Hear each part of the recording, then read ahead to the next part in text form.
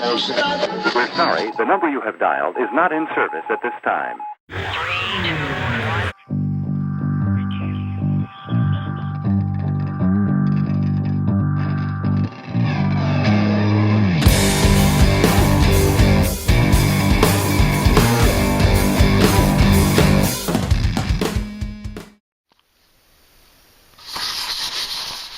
Hey everybody, this is JJ at realitysurvival.com, and we're out here in the woods today doing a little bit of shed hunting for whitetail antlers. And it's what is it, like January 20th or something like that? Yep. It's about 15 degrees out here.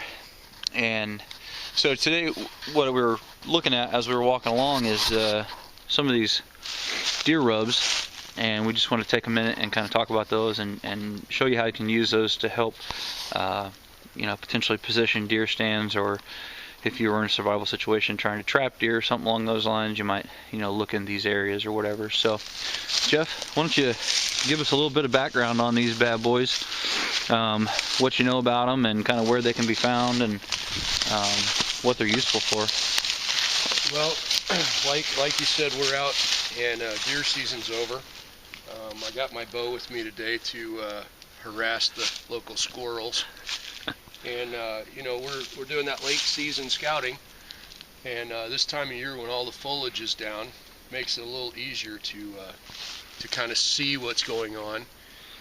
A place like this is so thick, choked out with cedars and everything else, that earlier in the year it's really hard to tell what's going on. But we're talking about scrapes, and a lot of people have different ideas about scrapes and what they are and how to hunt them. And now, would this be a scrape or a rub? Or a rub, rather, I'm sorry. Okay.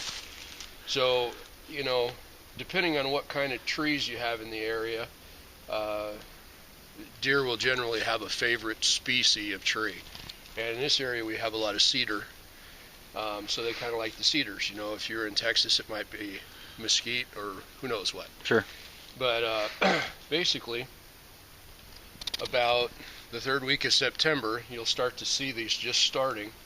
And a lot of people say that it's to get rid of velvet off the horns. It's to start strengthening the deer. They kind of beef up, getting ready for the rut, kind of. Yeah. They kind of start training like they're ready to fight, to breed those does. And a lot of times you'll start to see a pattern as you look through the woods, like a line of the rubs, kind of give you an indication of a route that the buck that's making them might be taking. Now that could be to and from food, it could be during the day, it could be at night. You never know, but it's a definite indication that there are bucks in the area. It's a little different than tracks, which sometimes you can tell if it's a buck or a doe from a track, but sure, it's a little less precise. Sure. There's some pretty big does out there that have impressive tracks. Right, you could confuse that, whereas this, with a rub against a tree, you're guaranteed it's buck activity. Yep, so, this is a good indicator, and it definitely gets you excited. Sure. You're like, holy cow, look at all this. Now, does it mean anything because that tree over there is a smaller rub and this in a smaller diameter tree, and this is a bigger diameter tree? Does that have any bearing on the age or size of the buck? I don't believe so. I mean, general consensus is that it really doesn't matter the size of the tree, but the height of the rub, the height of the rub, how far it goes up on the tree can be a good indicator. Sure. So if you're seeing a tree that's shredded, above your waist or whatever, a good few inches above your waist or something like that, you're probably looking at a pretty mature deer then. A pretty good sized buck. On a lot of bigger trees too, you'll see where the brow tines, might be this far apart, making a pretty good gouges. Sure. That would be a definite indicator. We'll see if we can find some of those. But yeah, I mean, any size deer could come in and just work over a small tree and get it moving, and really get rid of some aggression. And so, do they follow these? Do they follow any particular pattern when they're making these rubs? I mean, are they just kind of randomly spaced throughout the woods, or is there a way to do they follow ridge lines, or what's the kind of generalities that we see here in Nebraska anyway? Here on this property, you know, there are some rubs in the bottom down by the creek, but mostly what we see is, you know, they're using contours of the topography. Kind of makes sense. The ridge tops, you can see a great big. Right, there's a big one right up there on that ridge. Great big one kinda up there. Top of this creek, or top of this drainage. You know, in general, they're setting up kind of a boundary they put with their preorbital gland. You know, they're putting down scent, and you know, they're kind of marking, hey, this is my place, and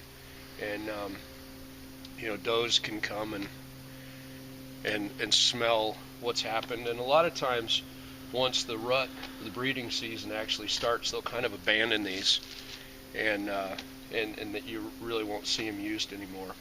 So is it? Do they normally do these during the daytime then, or is it in the evening, or is there any one way to tell one way or another? Could be day or night, regardless. You know, a lot of people talk about moon phase and all that kind of stuff, and you know, over 20-ish years of deer hunting, the one thing I know is that I don't know anything. You can't count on anything. Absolutely. About the time that you think you have things figured out, and you know which way the deer should be moving, logically, you know, it's just not going to happen. Absolutely. So you just pretty much have to be in the woods and put your time in. So the kind of the bottom line for rubs is they're an indicator of buck presence, and you can kind of use them to help determine what your hunting area should be, or at least, you know, yes, to a general degree. Yep. If you see a good number of rubs, what you know is there are obviously deer in the area, but you don't always know whether it's a little spike buck, you know, right, a 3x3, or the great big mondo monster that makes you shake in your boots. And we've seen some of those out here, haven't we? We have. And I've shot many arrows into the dirt this year. So it's a good thing that we can resharpen broadheads, because absolutely, it happens. But that's about what I know. And you know, everybody's got different opinions. I'm by no means like an expert. I'm just telling you what you bet that does for me. All right. So I hope it helps. So another thing, just think about on these rubs that we didn't talk about earlier is you'll see them where they're older too. They have been around where the bucks are coming back, you know, year after year. So this is an example of an older one and what it may look like. And then here is an older one that was also rubbed on again this year. So you can see over here on the left where it was rubbed from last year, and then on the right where it was rubbed on again this year. And then there's an older one too.